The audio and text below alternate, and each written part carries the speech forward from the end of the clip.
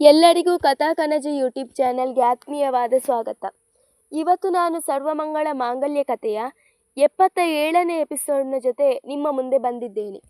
ಈ ಕತೆ ನಿಮಗೆ ಇಷ್ಟವಾಗಿದ್ದಲ್ಲಿ ಅಥವಾ ನೀವಿನ್ನು ಹೊಸದಾಗಿ ನಮ್ಮ ಚಾನಲನ್ನು ನೋಡ್ತಾ ಇದ್ದಲ್ಲಿ ತಪ್ಪದೆ ನಮ್ಮ ಚಾನಲನ್ನು ಸಬ್ಸ್ಕ್ರೈಬ್ ಮಾಡಿ.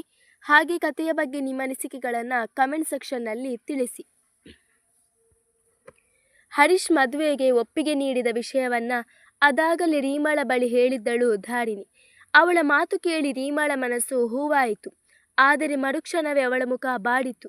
ಯಾಕೆ ರೀಮಾ, ನಿನಗೆ ಈ ಮದುವೆ ಇಷ್ಟ ಇಲ್ವಾ? ಹುಡುಗ ತುಂಬ ಒಳ್ಳೆಯವನು ಎಂದಳು ಧಾರಿಣಿ ಅವಳ ಮುಖಭಾವ ಕಂಡು. ಇದು ಇಷ್ಟ ಕಷ್ಟದ ಪ್ರಶ್ನೆ ಅಲ್ಲ ಧಾರಿಣಿ. ಅವರು ನನ್ನನ್ನು ಮದುವೆ ಆಗೋದಕ್ಕೆ ಒಪ್ಕೊಂಡಿರೋದು ಖುಷಿ ವಿಷಯನೇ. ಆದರೆ ನನ್ನ ಹಿಂದಿನ ದಿನಗಳ ವಿಷಯನ ಮುಚ್ಚಿಟ್ಟು ಈ ಮದುವೆ ಆಗಿ ಅವರಿಗೆ ದ್ರೋಹ ಬಗೆಯೋಕೆ ನಾನು ತಯಾರಿಲ್ಲ ಎಂದು ಗಂಭೀರವಾಗಿ ಹೇಳಿದವಳು. ಇಷ್ಟಕ್ಕೂ ಅವರಿಗೆ ನನ್ನೆಲ್ಲ ವಿಷಯ ಗೊತ್ತಾ ಕೇಳಿದಳು ಅನುಮಾನಿಸುತ್ತಾ. ಈಗಾಗಲೇ ನಿನ್ನೆಲ್ಲ ವಿಷಯನ ಕೂಡ ತನವನ್ನು ಕೂಲಂಕುಷವಾಗಿ ಅವರ ಹತ್ರ ಹೇಳಿದ್ದಾರೆ. ನಿನ್ನೆಲ್ಲ ಪೂರ್ವಪರ ತಿಳಿದ ಮೇಲೇನೆ ಅವರು ನಿನ್ನನ್ನು ಮದುವೆ ಆಗಿರೋಕ್ಕೆ ಒಪ್ಕೊಂಡಿರೋದು ಎಂದು ಧಾರಿಣಿ ಹೇಳಿದರೆ ರೀಮಾಳ ಕಣ್ಣುಗಳು ನಿಂಬೆ ಗಾತ್ರಕ್ಕೆ ತಿರುಗಿದ್ದವು. ಏನು, ನನ್ನೆಲ್ಲ ವಿಷಯ ಗೊತ್ತಾದ ಮೇಲೂ ಅವರು ನನ್ನನ್ನು ಒಪ್ಕೊಂಡ್ರಾ? ಇದು ಹೇಗೆ ಸಾಧ್ಯ ಎಂದು ಖುಷಿಯಿಂದ ತನ್ನಲ್ಲೇ ಕೇಳಿಕೊಂಡವಳ ಕಣ್ಣಂಚು ಒದ್ದೆಯಾಗಿತ್ತು. ನಾನು ಇಷ್ಟಪಟ್ಟಿದ್ದು ನಿಮ್ಮನ್ನು, ನಿಮ್ಮ ವ್ಯಕ್ತಿತ್ವನ ರೀಮಾ. ನೀವು ಹಿಂದೆ ಹೇಗಿದ್ರೂ ಅದು ನನಗೆ ಬೇಡದಿರೋ ವಿಷಯ ಎನ್ನುತ್ತಾ ಅವಳ ಮುಂದೆ ಬಂದು ನಿಂತನು ಹರೀಶ್. ಅವನನ್ನು ಮೊದಲ ಬಾರಿ ಕಂಡ ಹುಡುಗಿಯ ಕದಪುಗಳು ರಂಗೇರಿದವು. ನಾಚಿಕೆಯಿಂದಲೂ ಖುಷಿಯಿಂದಲೂ ಕಣ್ರೆಪ್ಪೆ ಬಾಗಿಸಿ ನಿಂತಳು. ನೋಡಿ, ಈಗಾಗಲೇ ನಿಮ್ಮೆಲ್ಲ ವಿಷಯ ನನಗೆ ತಿಳಿದಿದೆ. ನಿಮ್ಮ ಪೂರ್ವಪುರ ತಿಳ್ಕೊಂಡ ಮೇಲೇ ನಾನು ಈ ಮದುವೆಗೆ ಒಪ್ಪಿಗೆ ಕೊಟ್ಟಿರೋದು. ನಮ್ಮನೇಲಿ ಅಂತೂ ಈಗಾಗಲೇ ನಮ್ಮಮ್ಮ ನಿಮ್ಮನ್ನೇ ನಮ್ಮನೆ ಸೊಸೆ ಅಂತ ಫಿಕ್ಸ್ ಆಗಿ ಕೂತಿದ್ದಾರೆ. ನನಗೂ ನಿಮ್ಮನ್ನು ಮದುವೆ ಆಗೋಕ್ಕೆ ಒಪ್ಪಿಗೆನೆ. ನಿಮ್ಮ ಜೀವನದ ಹಿಂದಿನ ಯಾವ ಘಟನೆ ನನಗೆ ಬೇಕಾಗಿಲ್ಲ. ನನಗೆ ಅದು ಮುಖ್ಯನೂ ಅಲ್ಲ. ಮದುವೆ ಆದಮೇಲೆ ನಮ್ಮ ಮುಂದಿನ ಜೀವನ ಮಾತ್ರ ನನಗೆ ಮುಖ್ಯ. ಸಮಾಜ ಏನು ಹೇಳುತ್ತೋ ಅಂತ ನೀವು ತಲೆ ಕೆಡಿಸಿಕೊಳ್ಳೋ ಅವಶ್ಯಕತೆ ಇಲ್ಲ. ನನಗೆ ನೀವು ಮುಖ್ಯ, ಸಮಾಜ ಅಲ್ಲ. ಈಗಾಗಲೇ ನಾನು ನಿಮ್ಮನ್ನು ಮನಸ್ಪೂರ್ವಕವಾಗಿ ಒಪ್ಪಿದ್ದೀನಿ. ಹಾಗಂತ ನಿಮ್ಮನ್ನು ನಾನು ಬಲವಂತ ಮಾಡಲ್ಲ. ನಿಮಗೂ ನನ್ನನ್ನು ಮದುವೆ ಆಗೋಕ್ಕೆ ಇಷ್ಟ ಇದ್ದರೆ ಮಾತ್ರ ಈ ಮದುವೆ. ಯಾಕಂದರೆ ಮದುವೆ ಅನ್ನೋದು ಎರಡು ಮನಸ್ಸುಗಳ ನಡುವೆ ಏರ್ಪಡೋ ಬಂಧ ಎಂದು ಅವನು ಹೇಳಿದರೆ ಅದಾಗಲೇ ತನ್ನ ಮಾತಿನಿಂದ ಅವಳ ಮನದಲ್ಲಿ ಜಾಗ ಪಡೆದುಕೊಂಡ ಹುಡುಗ ಅವಳ ದೃಷ್ಟಿಯಲ್ಲಿ ಮೇರು ವ್ಯಕ್ತಿಯಾಗಿ ಕಾಣಿಸಿಕೊಂಡಿದ್ದ. ತಲೆ ತಗ್ಗಿಸಿ ನಿಂತ ಹುಡುಗಿಯ ತುಟಿ ಬಿರಿದವು. ನನಗೂ ನಿಮ್ಮನ್ನು ಮದುವೆ ಆಗೋಕ್ಕೆ ಸಂಪೂರ್ಣ ಒಪ್ಪಿಗೆ ಇದೆ ಎಂದಳು ರೀಮಾ. ಅವಳ ಮಾತು ಕೇಳಿ ಹರೀಶ್ ಹಾಗೂ ಧಾರಿಣಿ ಇಬ್ಬರ ಮುಖದಲ್ಲೂ ನಗು ಮೂಡಿತು. ಇನ್ನು ತಾನಲ್ಲಿ ಇರುವುದು ಸರಿಯಲ್ಲ ಅಂದುಕೊಂಡವಳು ಮೆಲ್ಲಗೆ ಅಲ್ಲಿಂದ ಜಾಗ ಖಾಲಿ ಮಾಡಿದಳು. ಇದೀಗ ಆ ದೊಡ್ಡ ಮನೆಯಲ್ಲಿ ಜೋಡಿ ಹಕ್ಕಿ ಮಾತ್ರ. ಮೆತ್ತಗೆ ಅವಳ ಗಲ್ಲವನ್ನು ಎತ್ತಿದವನು ಅವಳ ಕಣ್ಣಲ್ಲಿ ಕಣ್ಣಿಟ್ಟು, ನಾನು ಬಡವ, ಆದರೆ ಕೈ ಹಿಡಿದ ಮೇಲೆ ಯಾವ ಕುಂದುಕೊರತೆಯೂ ಬಾರದ ಹಾಗೆ ನಿಮ್ಮನ್ನು ನೋಡಿಕೊಳ್ಳಬಲ್ಲೆ. ಹೇಳ್ಕೊಳ್ಳೋಕೆ ಅರಮನೆ ಬಂಗ್ಲೆ ಅಂತ ಆಸ್ತಿ ಏನೂ ಇಲ್ಲ, ಆದರೆ ನನ್ನ ಪುಟ್ಟ ಎದೆಗೂಡಲ್ಲಿ ನಿಮ್ಮನ್ನು ಬಚ್ಚಿಟ್ಟು ಕಾಪಾಡಬಲ್ಲೆ ಎಂದನು.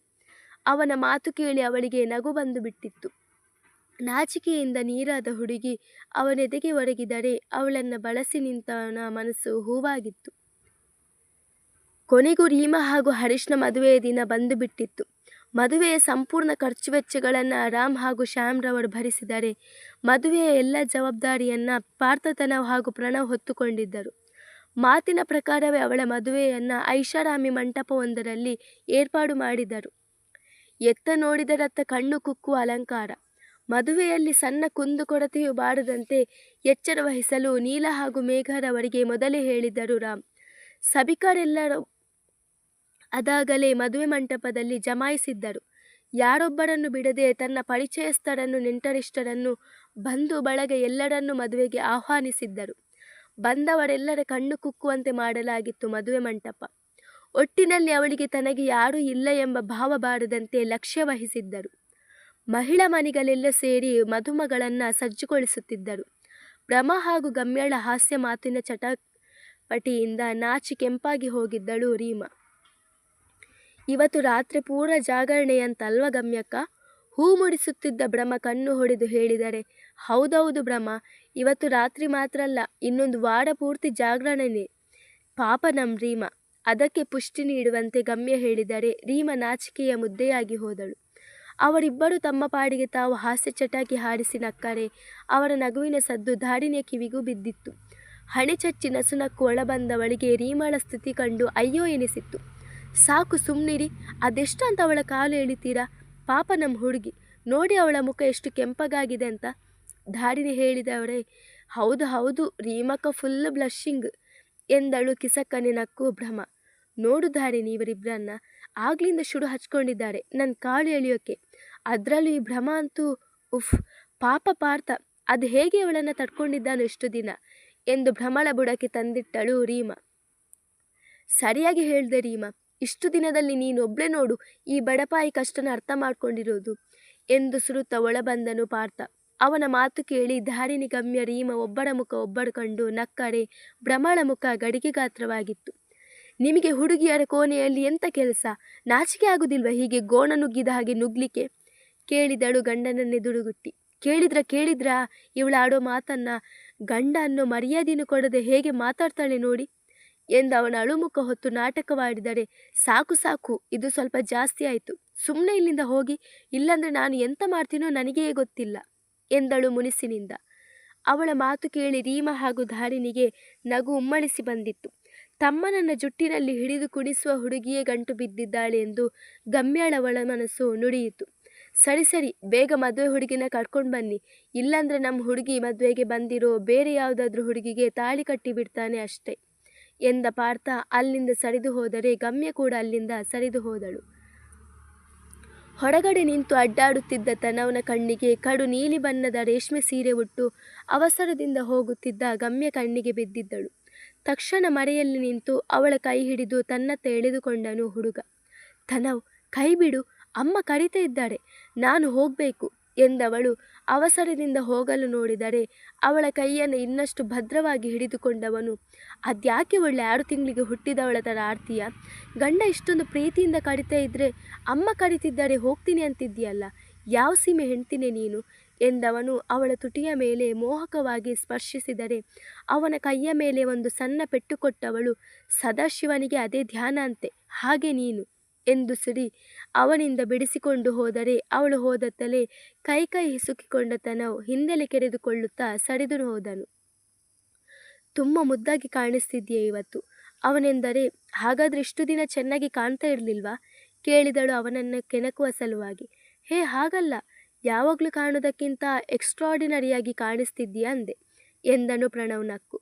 ಅವನ ಮಾತಿಗೆ ನಕ್ಕವಳು, ಥ್ಯಾಂಕ್ಸ್ ಎಂದರೆ ಬರೀ ಥ್ಯಾಂಕ್ಸ್ ಮಾತ್ರನಾ ಕೇಳಿದನು. ಮತ್ತೆ ಇನ್ನೇನು ಬೇಕು ಕೇಳಿದಳು ಹುಬ್ಬು ಕುಣಿಸಿ.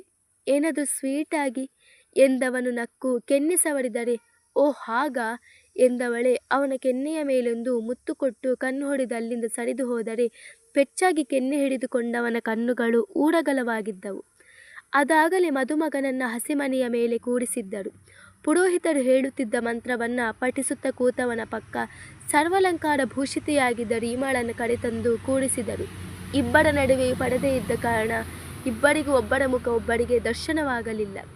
ಇಬ್ಬರ ನಡುವಿನ ಪಡೆದು ಸರಿದಾಗ ತನ್ನ ಮುಂದೆ ಅಲಂಕಾರಗೊಂಡು ನಿಂತಿದ್ದ ಹುಡುಗಿಯನ್ನು ಕಂಡು ಅರೆಕ್ಷಣ ನಿಶ್ಚಲವಾಗಿ ನಿಂತ ಹುಡುಗ. ಬಂಗಾರದಂಚಿನ ಕಡು ಕೆಂಪು ಬಣ್ಣದ ರೇಷ್ಮೆ ಸೀರೆ ಉಟ್ಟು ಒಡವೆಗಳನ್ನು ತೊಟ್ಟುಕೊಂಡಿದ್ದ ಹುಡುಗಿ ಭ್ರಮ ಹಾಗೂ ಕಮ್ಯಾಳ ಕೈ ಚಳಕದಿಂದ ಬಹಳ ಮುದ್ದಾಗಿ ಕಾಣುತ್ತಿದ್ದಳು. ಅವಳ ನೀಲ ಕಣ್ಣುಗಳನ್ನೇ ಕಂಡು ಕಳೆದು ಹೋದನು ಹುಡುಗ. ಅವಳಿನ್ನೂ ನಾಚಿಕೆಯಿಂದ ತಲೆ ತಗ್ಗಿಸಿ ನಿಂತಿದ್ದಾಳೆ. ಕೊನೆಗೆ ವಾಸ್ತವಕ್ಕೆ ಮರಳಿದವನು ನಸುನಕ್ಕು ಅವಳ ಕೊರಳಿಗೆ ಹೂವಿನ ಹಾರ ಹಾಕಿದನು.